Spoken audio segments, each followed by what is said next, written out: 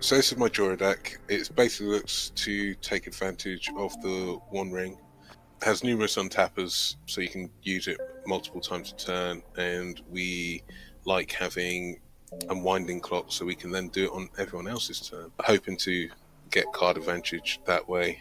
It relies mostly on artifact stacks. Once a card, we've got breach lines, or we have the encroaching microsynth. The encroaching microsynth turns all permanents in graveyards and in your hand into artifacts. So with Jhoira's ability, it allows us to put any card in the deck which is a permanent onto the battlefield, pretty much making them uncounterable. I asked around for a deck to play today because I didn't want to play the typical turbo stuff. So Josh from Elder Drunken Highlander, thanks a lot, sent me this deck. Amber Gristle O'Mall with the background Clan Craft, which are two cards I have never seen in my life, but they both kind of work towards let's do some breach things and some is it, niv miss it, Malcolm Bull stuff. So let's hope that works out. Me, I'm playing Pako Haldan. Recently played a game.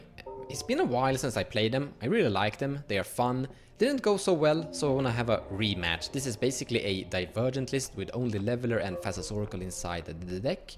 So you have a 1-card combo in this 7 mana spell that I'm only paying, but with opponents I'm only paying 4 mana for it, so it's an instant speed 4 mana win if I have my 2 commanders in play. Hello, well, I'm playing my personal Magda list. Recently I've updated it since then.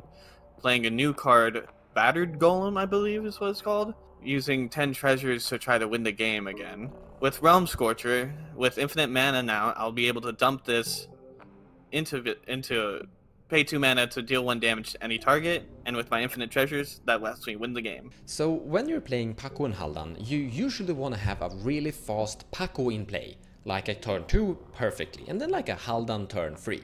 Here we have a mana vault, I'm happy. So turn 1 mana vault, turn 2 second land, and Pako attack, and turn 3 cast Haldan, second attack trigger, and then we have 8 cards collected with our Pako. So from this hand we have a pretty good game. We also have Submerge, so we can interact a super tiny bit, as well as Mog Salvage, so we can tap out and be kinda productive still. So I'm gonna keep this. There are absolutely better hands than this, but this isn't a deck that can mulligan efficiently. You wanna be very safe when you're mulliganing with it. So I'm gonna keep this. This looks like a great first 7. Honestly, we're gonna have a load of mana and be top decking. So we really want something that would draw us some cards. I know I'm probably going to regret this and end up going down to like 2, but we're going to ship it. Okay, I don't regret it at all. So we've got Mystic Remora, we'll have a Arcane Signet on turn 2, and then we'll get Jhoira out. Yeah, that seems like a good plan, to be fair. Here's hoping for the best. Let's see what Triss has to say. So here's our first 7. This does not look good at all. No turn 1 Magda, no land. Let's try again.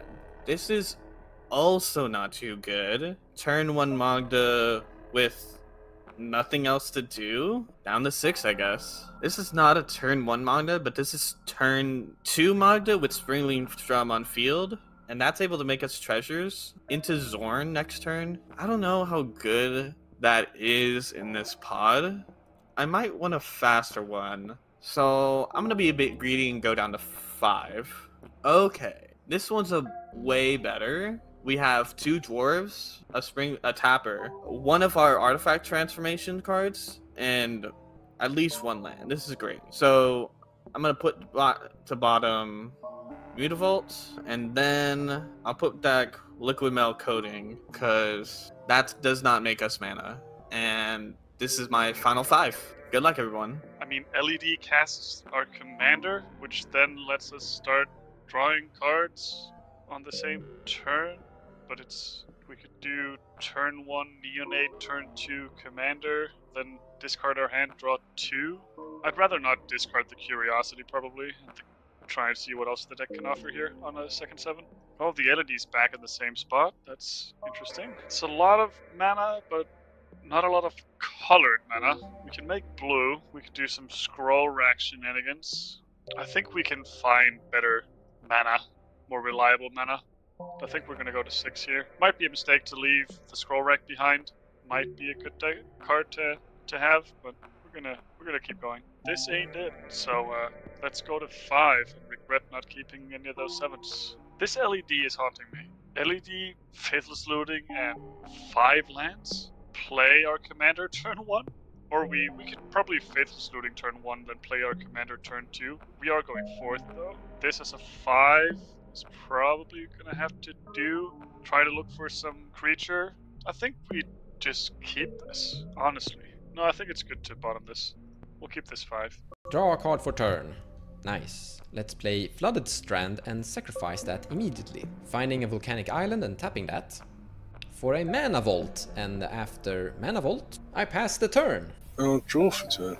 We're just going to play an island, and then we'll tap the island to play a mana key. And then I'll pass the turn. I'll draw. Okay. Turn 1, mountain. Tap. Springleaf Drum. Draw for turn. Play this Scalding Tarn and crack it. Get a Volcanic Island. Tap that for a Faithless Looting. I will draw 2 cards. Oh god. Let's get rid of a Cephalid Colosseum and let's discard this Tandem Lookout. And then I'm gonna cast this LED and pass the turn. I'm gonna untap and draw a card. Windswept Heath, we're sacrificing it, and we're finding a taiga. Green, red, 3 colorless, casting Pako Arcane Retriever. Woof! So none of my opponents are actually playing the color identity of black, so I don't have an Oddnos deck in front of me anywhere. Now green is another life-paying color because you have Sylvan Libraries sometimes, but I'm not going up against any green decks either. I'm going up against blue-red. So the choice is Coffe. The reason it's Coffe is because he's playing a sort of stacks deck, and eventually there might come a situation where he has stacks cards in play that I need to get rid of in order to win the game. So I'm starting to set up a pre-scenario where I can easily kill him later if I need to. So I'm attacking you, Coffe. Pako attack trigger. I'm exiling a mystical tutor. I am exiling a Teferi... Tezzeret the Seeker, sorry. A mountain. Congratulations. Oh my god. Nice. Nice, green I'll leave that in exile. Yeah, you're not giving that back. So I saw 3 non-creatures, so 6 damage to Coffe. No blocks. And then I pass the turn. So I am going to play a mountain. Going to tap for 2 and play an Arcane Signet. I'm going to tap the Arcane Signet to play a fish. Fantastic. I shall then pass the turn. I'll play a Barbarian Ring. Tap these 2. Cast Magda. With Magda in play, I will tap Springleaf Drum for a red. Trigger, create a treasure token. Use that red to cast a Dwarven Sorcerer. And then I'll crack a treasure to play Liberated Dwarf. Pass turn. Untap. Draw a card. Oh my god. Play this City of Brass. So let's crack this LED. This deck is all about fueling Breach, is what Josh is telling me. So this commander can discard your hand and draw cards. In this case, I've already discarded my hand because 3 mana stuff, and I don't really want to wheel this pod currently because they're vomiting their hand onto the board. So I'll just try and see if I can find some better pieces while also fueling the graveyard. And it luckily has haste, so I will be drawing a card on this turn regardless. Yep, I'm gonna move to combat. Mons said that if someone plays black, I'm supposed to attack them. If not, if they're playing green, so I'm gonna have to attack Mons for 3. I would like to discard my hand. Done. And draw a card. I'm taking 3 damage. Would love to pass the turn. Going to my turn, untapping my stuff, drawing a card, taking a damage from the mana vault. I'm gonna play a Prismatic Vista and sacrifice that, finding a snow-covered island with it. So I kinda wanna spread the love. Also, I don't like that Triss is accumulating a bunch of dwarfs, so we're gonna see if he's inclined to block. Triss, I'm attacking you.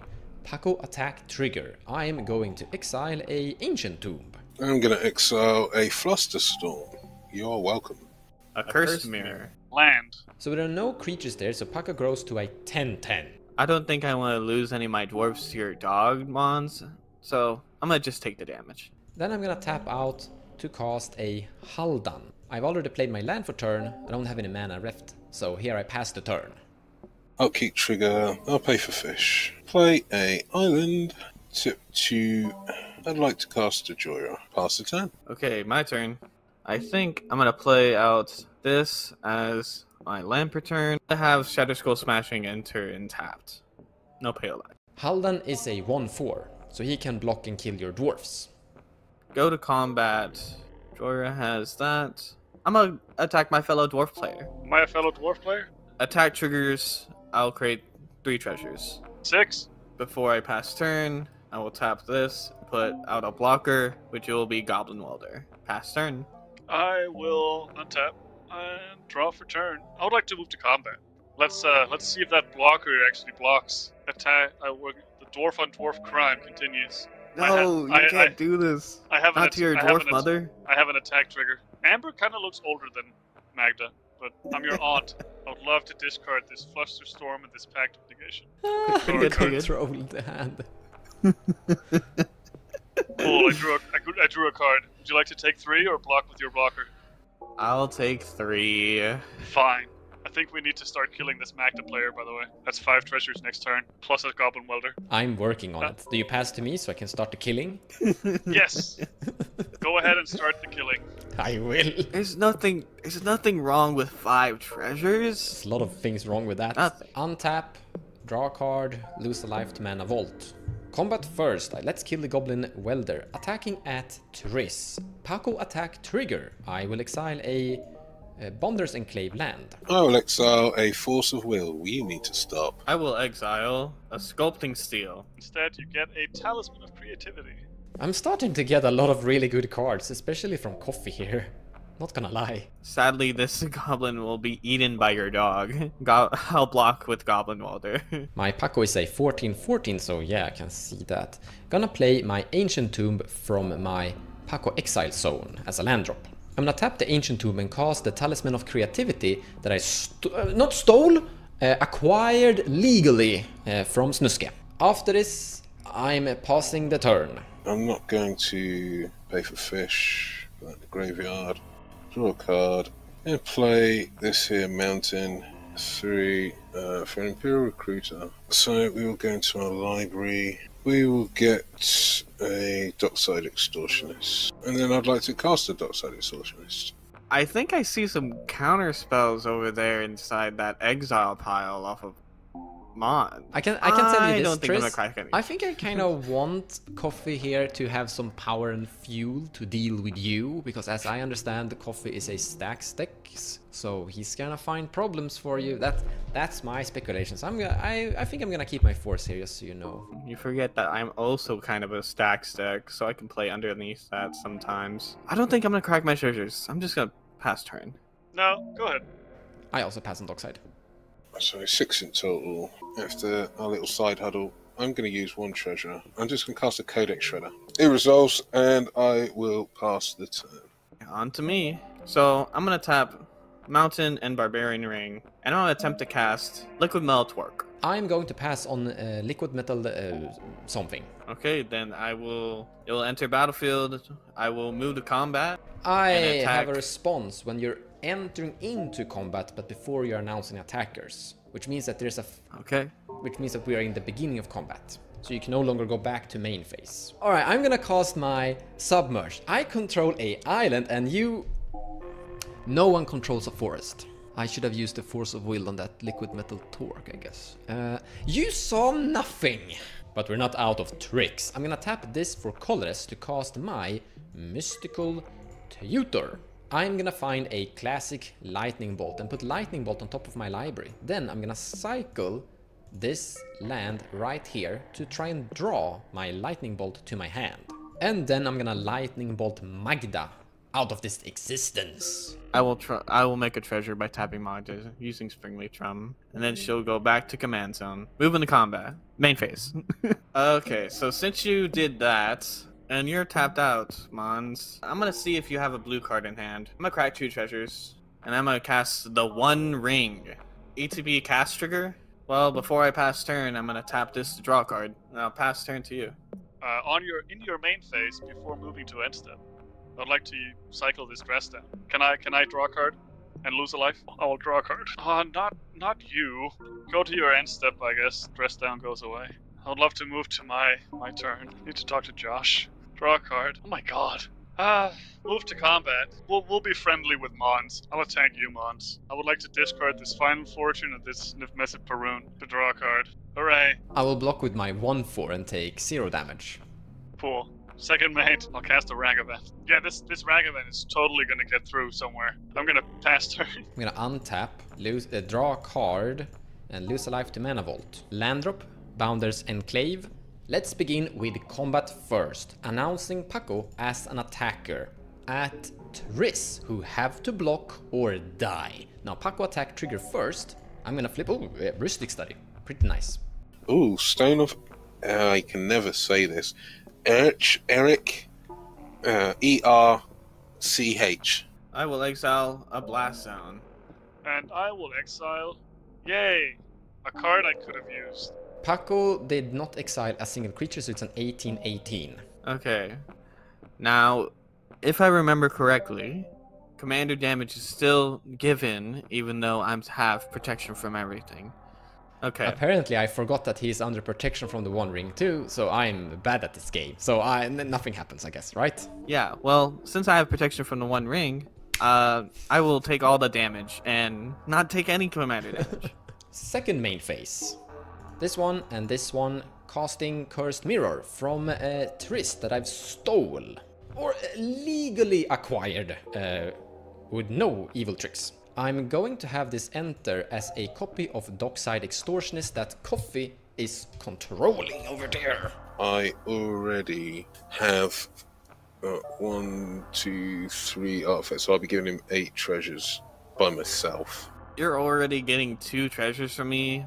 I think I need my treasures too, so I don't think I'm gonna crack them. Now that I don't have a response, no, I don't have a response. I'm making 12 treasures total. I'm gonna put the count on Dockside over there as the amount of treasures that I have. Tap this, cast a Serum Vision. I want to draw a card. Then, after drawing a card, because we're gonna 1, 2, 3, 4, 5, 6, 3 treasures total, cast Synthetic Destiny.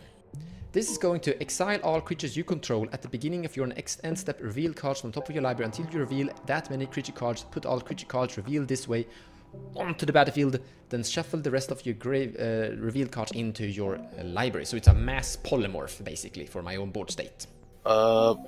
Yeah, I got nothing for that. I have no counterspell in my hand.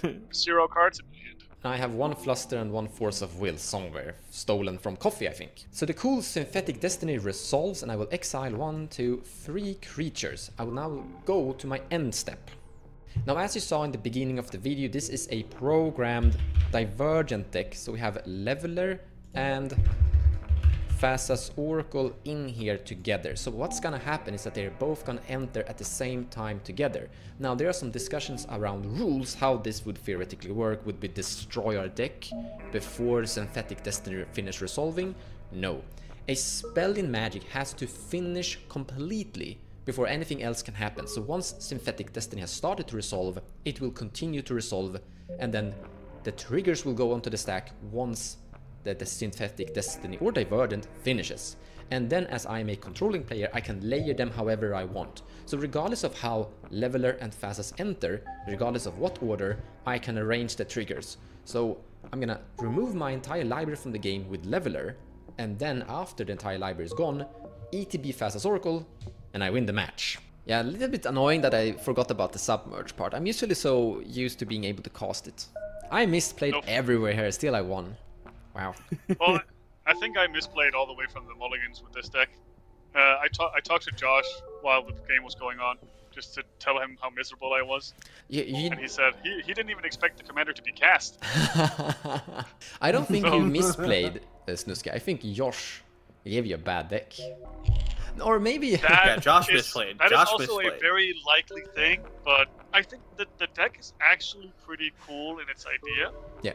the way that it just keeps fueling breach, I think I was just unlucky to see LED in 3 hands, and then my brain was just like, the deck just wants me to cast the commander with LED and then just see what happens.